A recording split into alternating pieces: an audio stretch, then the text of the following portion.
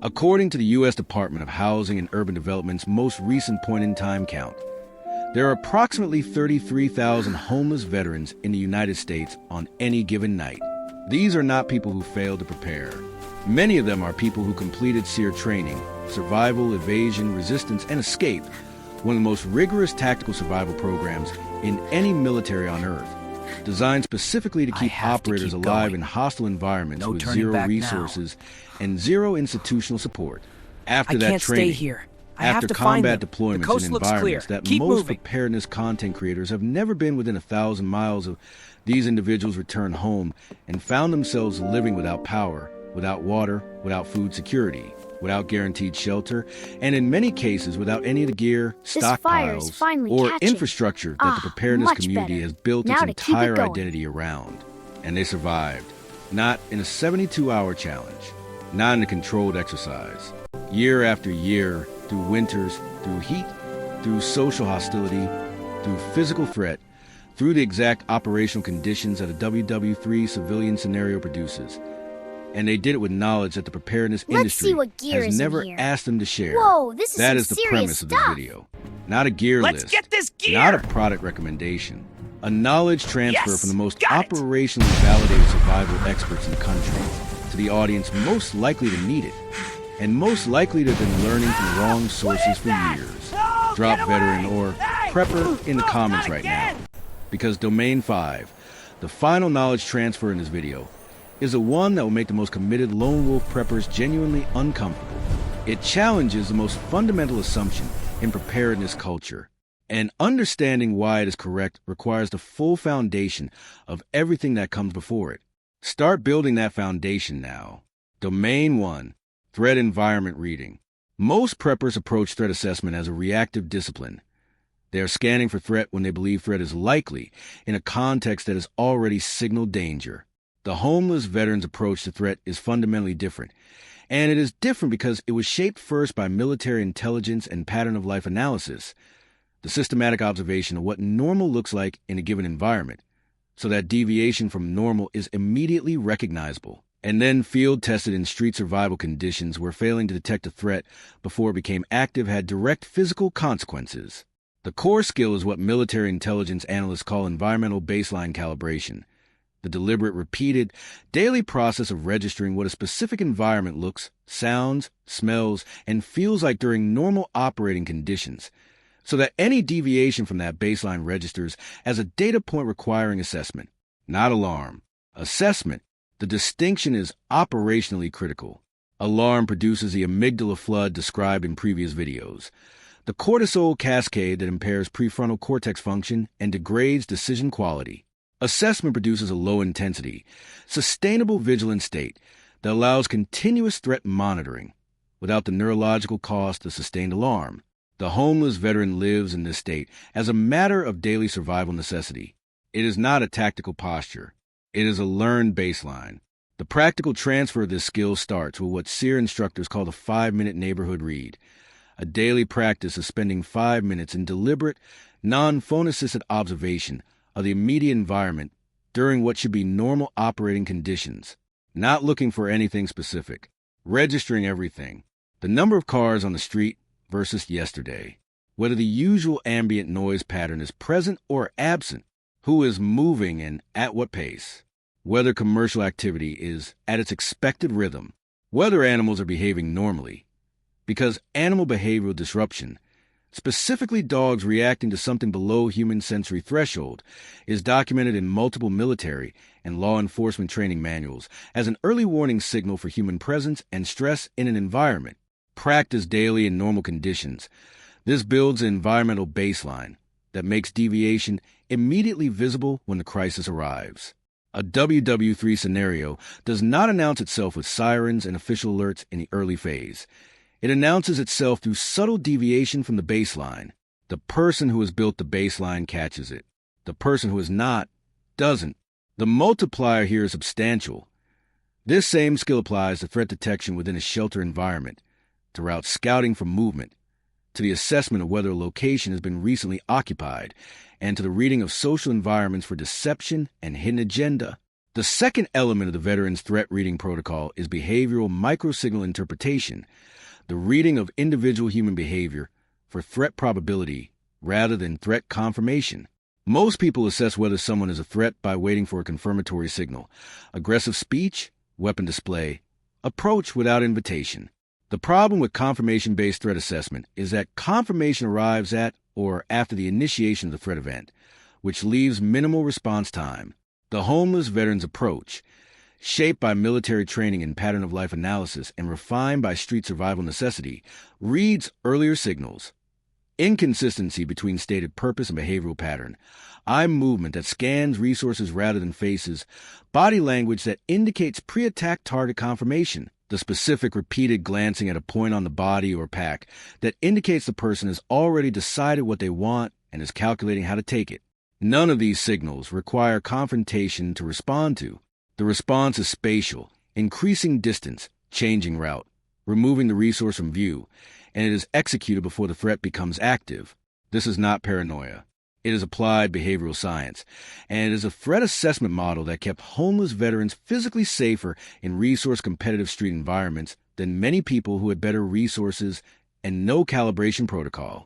But knowing that a threat is approaching means nothing if the assets we're protecting cannot be managed and improvised from what is immediately available, which is where Domain 2 begins, and where the Prepper model faces its most direct operational challenge. Pause here. One domain has been covered: threat environment reading. And this is a point where most people watching preparedness content disengage, because the next domain is the one that most directly exposes the central fragility of the gear-based survival model. Comment, still here, if you're committed to finishing this, because Domain 4 contains the OPSEC knowledge that homeless veterans use to protect themselves in resource-competitive environments without a single electronic device, and it is directly applicable to every shelter-in-place and bug-out scenario in the WW3 Preparedness Toolkit. That is coming. First, the knowledge domain that SEER instructors call the most immediately transferable survival skill ever developed. Domain 2. Zero Asset Resource Improvisation.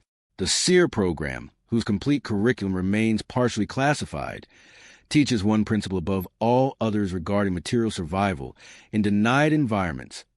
The environment always contains more usable resources than an untrained observer can identify, and the gap between what a trained operator can extract from an environment and what an untrained civilian can extract from the same environment is not a function of intelligence. It is a function of a trained perceptual framework that redefines what counts as a resource. Most preppers approach resource management as an inventory problem. What do they have? How long does it last? What happens when it runs out? The SEER-trained street veteran approaches resource management as an environmental extraction problem. What does a specific environment contain? What can it yield with specific knowledge and specific technique? And what is the most efficient sequence for extracting what is needed from what is present? These are not the same mental model. The inventory model creates a survival horizon, the date when the stored resources run out and the plan fails. The extraction model creates a survival practice, a daily set of skills that converts the environment itself into a continuous resource stream. The practical content of this model, as practiced by homeless veterans in urban environments and translated into WW3 applicability, covers 5 specific resource categories. Water is the first. An urban environment after grid failure contains dozens of non-obvious water sources that the inventory model prepper has never assessed because inventory model preppers are not looking for them. The SEER principle applied here is gravity-fed building water, existing in building water towers, hot water tanks, toilet reservoirs, and the residual pressure in municipal pipes that continues to flow for hours after pump failure. The extraction protocol is not complicated. The assessment is the skill, knowing to look, knowing what to look for, and knowing how to access it without announcement to others in the area. The second category is thermal material. Urban environments are saturated with thermal management resources that the gear model does not register as such. Industrial insulation batting visible in damaged structures, reflective foil insulation used in commercial construction, closed cell foam from packaging and furniture, the dead airspace architecture principle that converts any layered textile combination into functional insulation. The third is fuel. Every urban environment contains abundant petroleum-derived materials, packaging films, synthetic textiles, rubber, lubricant-soaked mechanical components, with combustion properties superior to organic materials for sustained fire maintenance in wet conditions. The fourth is improvised nutrition sourcing, which the SEER curriculum addresses through caloric triage, the prioritization of high caloric density available foods over preference-based election, and the identification of edible material in urban environments that falls outside the conventional food category. The fifth is improvised tool production from urban material, which the SEER curriculum calls field expedient tool construction, and which homeless veterans practice daily through necessity. The multiplier principle for Domain 2 is architecturally significant. Every resource category in the extraction model has multiple applications that compound survivability beyond the primary use. Water is hydration, and fire suppression and decontamination, and wound care and thermal management through evaporative cooling. Fire is warmth and water purification, and food safety, and signaling and psychological stabilization. Every resource extracts value across multiple survival dimensions simultaneously when the practitioner's mental model includes all the dimensions rather than just the primary one. The corrective action for the prepper who recognizes the inventory problem in their current model is an environmental walk, a 2-hour deliberate survey of their immediate neighborhood with a SEER extraction framework applied, not looking at the environment as it normally appears, looking at it as a resource field. What water sources exist that are not their stored water? What thermal materials are accessible? What fuel is available? What nutritional sources exist outside the grocery distribution network? Documenting the answers to these 4 questions takes less time than one gear purchase, costs nothing, and produces environmental knowledge that functions as a survival resource with no expiration date. The inventory runs out. The knowledge does not. But here is what neither the gear model nor the extraction model addresses, and what the homeless veteran knows at a depth that no preparedness content has honestly communicated. The resource problem is eventually solvable. The psychological endurance problem is the one that actually ends people, not because they run out of supplies, because they run out of the internal architecture required to keep making correct decisions under sustained, relentless, daily stress with no visible endpoint, which is Domain 3. And it is a domain where the homeless veteran's knowledge is the most distinctive, the most validated, and the most completely absent from mainstream preparedness content. There is a specific distinction that military psychology makes between acute stress response and chronic stress endurance, and it is the most important distinction in all of survival psychology, the one that separates the person who functions in week 1 from the person who continues to function in month 3. Acute stress is the cortisol and adrenaline flood of immediate threat. The preparedness community trains for this, imperfectly, through stress inoculation drills and scenario rehearsal. Chronic stress is categorically different. It is a sustained low to moderate cortisol elevation that occurs when the threat environment is continuous, when there is no all-clear signal, no safe period, no day that ends with genuine security. This is the psychological environment of urban combat, of occupied territory, of prolonged civilian displacement. And it is the psychological environment of street homelessness lived over months and years.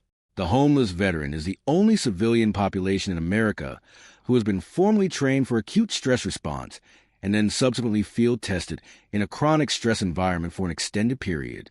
Their psychological endurance knowledge is not theoretical. It is empirically derived from sustained real-world stress that most preparedness content creators have never approached. What matters is this. Chronic stress, unlike acute stress, does not end when the immediate threat resolves. It continues as long as the threat environment persists, and it produces a specific pattern of psychological degradation that, if not consciously managed, terminates functional decision-making capacity between week 2 and week 4 of a sustained crisis. The degradation pattern is sequential. First, decision fatigue, the progressive exhaustion of the prefrontal cortex's capacity to evaluate options and select optimal responses, caused by the continuous cognitive demand of operating in an unresolved threat environment. Second, hypervigilance crystallization, the transition from adaptive threat awareness to maladaptive hyperscanning, in which the nervous system interprets neutral stimuli as threats and generates false alarms at a rate that depletes response capacity. Third, withdrawal and motivational collapse, the behavioral shutdown that results from extended periods of effort without proportional reward, documented in chronic stress research as learned helplessness at the neurochemical level. The veteran street survivor's psychological endurance architecture is built specifically to interrupt this degradation sequence at each stage. It is not inspirational psychology. It is a technical protocol. The decision fatigue interruption protocol used by homeless veterans is what cognitive psychologists call decision reduction, the deliberate elimination of unnecessary decision points from the daily operational routine by converting them to pre-committed automatic behaviors. Every decision that does not require real-time contextual judgment is removed from the daily decision queue and replaced with fixed behavior. Where position for sleep? Fixed. Assess once and committed to. What to eat first if multiple options are available? Fixed. Caloric priority rule applied automatically. Which route to use for a familiar movement? Fixed. Pre-assess for threat and committed to unless a deviation trigger is observed. This sounds like inflexibility. It is the opposite. It preserves the finite decision-making capacity of a stressed prefrontal cortex for the decisions that genuinely require it. The novel, contextually complex, high-stakes decisions that a WW3 environment generates continuously by offloading every routinizable decision to automaticity. Military units use the same principle under the concept of standard operating procedures, fixed behavioral protocols that eliminate decision demand for predictable scenarios, preserving cognitive capacity for the unpredictable ones. The hypervigilance interruption protocol is grounding practice. The deliberate, time engagement of the parasympathetic nervous system through physiological self-regulation techniques that downregulate the amygdala's threat-scanning intensity without suppressing genuine threat awareness. The specific technique used by military SEER survival psychologists and independently developed by street survivors is tactical breathing. A 4-count inhale held for 4 counts, release for 4 counts, held empty for 4 counts. This pattern, repeated for 2 to 4 minutes at scheduled intervals during the day, activates the vagus nerve's parasympathetic pathway and produces measurable reductions in cortisol level and amygdala activation frequency. The U.S. Navy SEALs call it box breathing. The neuroscience behind it is a direct relationship between respiratory rhythm and autonomic nervous system state. Slow, controlled breathing at rates below 8 breaths per minute consistently activates the parasympathetic branch. This is not meditation. It is physiological self-regulation available to any person with lungs, requiring no equipment and no training beyond understanding the pattern. Coming up in the final section, the OPSEC knowledge that homeless veterans use every day to protect themselves in resource-competitive environments without a single piece of electronic equipment, and the one principle from this domain that most directly exposes the vulnerability in every gear visible, location known, stockpile advertising prepper setup. Drop invisible in the comments if you want this faster. But the context from Domain 3 is what makes Domain 4's principle actionable rather than just interesting. Domain 4, operational security without technology. The OPSEC training that military personnel receive is built around the assumption of access to electronic countermeasures, secure communication, surveillance detection technology, and legal infrastructure. Strip all of that away, as street survival does, and what remains is human behavioral OPSEC, the management of what other people know about your resources, your location, your routine, and your capabilities through deliberate control of the signals you project. Homeless veterans practice this at a level of sophistication that most preparedness training never approaches. Because the consequences of OPSEC failure in a resource-competitive street environment are immediate and physical. Most preppers have an OPSEC failure built into the foundations of their preparedness model that they have never examined. It is the visible, announced nature of their preparation, the gear stored in the garage that neighbors have seen, the bug-out vehicle with visible equipment, the preparedness community identity that has been discussed with people outside a trusted circle, the online forum profile that links username to general location. In a WW3 first-week scenario, where the social contract has degraded and resource scarcity has activated the same behavioral dynamics that make homeless environments resource competitive, this visibility is a targeting signal. The homeless veterans OPSEC model, distributing resources across multiple non-obvious locations, maintaining a consistent external appearance that communicates resource-poor status, while resources are actually managed internally, establishing multiple shelter locations with no single point of critical dependence. is directly applicable to every element of a WW3 survival setup and is almost entirely absent from mainstream preparedness content because it is invisible by design and therefore produces no content to film. Here is where the preparedness community is going to push back hard because Domain 5 challenges the single most emotionally charged identity element in the entire prepper culture. The belief that genuine preparedness means genuine self-sufficiency, that the prepared person needs nothing from anyone, that asking for help is the opposite prepared. That belief is not just wrong. It is a specific belief that homeless veterans who survived extended street conditions identified as the most dangerous ideology their fellow veterans carried into the street environment. The ones who refused to ask for help on principle, who treated every offer of assistance as a threat to their autonomy or dignity, who maintained the soldier's independence posture in an environment that required adaptability rather than posture.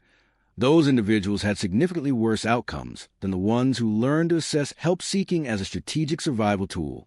Domain 5. Strategic help-seeking. The military has a sophisticated institutional understanding of when and how to request support. It is called calling for fire, calling for CAS evac, calling for resupply. None of these are admissions of weakness. They are tactical decisions made when the mission requires resources that the current unit does not possess and cannot improvise in the available time.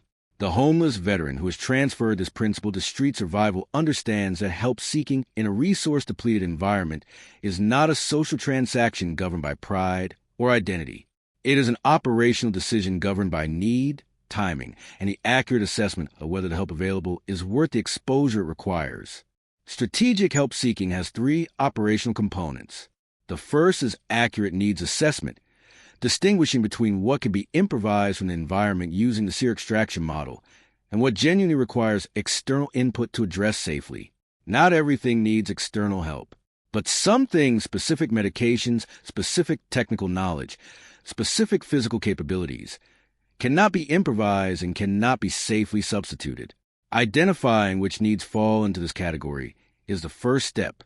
The second is trust network assessment, identifying which individuals or groups in the environment have both capacity to help and a sufficient alignment of interest to make the assistance reliable rather than exploitative. This is a social capital investment that was described in the WW3 family plan, and homeless veterans confirm, from operational experience, that this investment must be made before the acute need arises. Help offered in response to an established relationship is categorically more reliable than help solicited by a stranger in crisis. The third is reciprocal value identification, establishing what value the help seeker can offer in return, because sustainable help relationships in resource-depleted environments are exchange relationships, not charity relationships. The homeless veteran's domain knowledge, threat reading, resource improvisation, psychological endurance management OPSEC, has exchange value in any community navigating a crisis. It is not charity seeking. It is professional service offering, recognized as such by anyone who understands what the knowledge is worth. The synthesis of these 5 domains produces something that no gear catalog and no preparedness content channel has ever assembled, because the assembly required combining sources that conventional preparedness culture has kept deliberately separate. The formal military training in survival, evasion, resistance, and escape, the street-level, resource zero, years-long field testing of that training in actual chronic stress conditions, and the willingness to recognize, honestly and without condescension, that the people who have been through the specific combination possess a kind of knowledge that cannot be purchased, cannot be theoretically derived, and cannot be simulated in a weekend exercise. The honest reality check is this. Nothing in this video, and nothing that 5 knowledge domains can transfer in a single viewing, produces the operational proficiency that years of genuine stress-tested experience creates. That gap is real, and it cannot be closed in an afternoon. What can be closed, starting now, is the attentional gap, the decision to stop consulting exclusively the sources that have never been tested and to start looking for knowledge in the places that conventional comfort has made invisible. The person watching this who has genuinely absorbed these 5 domains now knows more about operationally validated WW3 survival than the vast majority of the preparedness community. Not because this information is secret, but because the preparedness community has never looked for it in the right place. That is the advantage, not a gear advantage, not a calorie advantage, a sourcing advantage. You have been taught by the right people. The question now is what you do with it. The most important action is not to purchase anything or subscribe to anything. It is to find one homeless veteran in your community and have a genuine conversation, not a charitable exchange, not a transaction, a conversation. Ask what they know. Ask what they learned. Ask what the street taught them that the military didn't. The knowledge that comes back will be worth more than any gear review ever produced, and it will come from someone whose expertise has been tested in conditions that no YouTube channel has ever replicated. That conversation, that single, humble, genuine ask, is the most powerful preparedness action available to most people watching this video. Take it. One honest question to close. Which of these 5 domains most directly challenge something you believed about your own preparedness? Domain 1, your threat reading. Domain 2, your resource model. Domain 3, your psychological endurance. Domain 4, your OPSEC. Or Domain 5, your relationship with asking for help? Name the domain in the comments. Specific, honest, no performance necessary. Think something in this analysis missed something critical, or that a domain was misrepresented. Drop the challenge. Best source critique gets pinned, and a full response. Share this with one prepper who believes a gear list is the plan, not for the algorithm, because a plan that fails for lack of the right knowledge costs more than any gear purchase ever will. Stay humble, stay skilled, or stay certain and stay blind. The difference in week 1 of WW3 is everything. The progress bar still is content. 99% have already left. The 1% who stayed received the one SEER technique that civilian preparedness training has almost entirely ignored, and that homeless veterans have been applying in urban street survival conditions every single day. It is called the evasion route card, and in the SEER curriculum it refers to a pre-planned, physically walked, mentally mapped network of alternative routes through a specific geographic area that avoids predictable choke points, high-visibility corridors, and locations with single-point failure risk. In the military application, it is used by pilots and special operations personnel to have a pre-memorized exfiltration route in case of asset loss. In the homeless veteran street application, it is the daily mental navigation of multiple alternative paths between any 2 frequently visited locations, memorized at the level of specific landmarks, specific turn points, and specific cover or concealment opportunities along each route, not on a phone, in memory. The practical application for a civilian prepper is to physically walk 3 alternative routes between your home and your primary rally point, at different times of day, on foot, logging specific landmarks and noting specific cover opportunities, and then to practice navigating each route from memory without a map or phone until a route can be executed in any weather, any light condition, and any psychological state without hesitation. This is not a significant time investment. It is 1 afternoon per route. It is the kind of operational knowledge that lives in the body rather than in a device. And devices fail. Comment the word mapped if you found this ending. Welcome to percentage of people who understand what preparation actually means.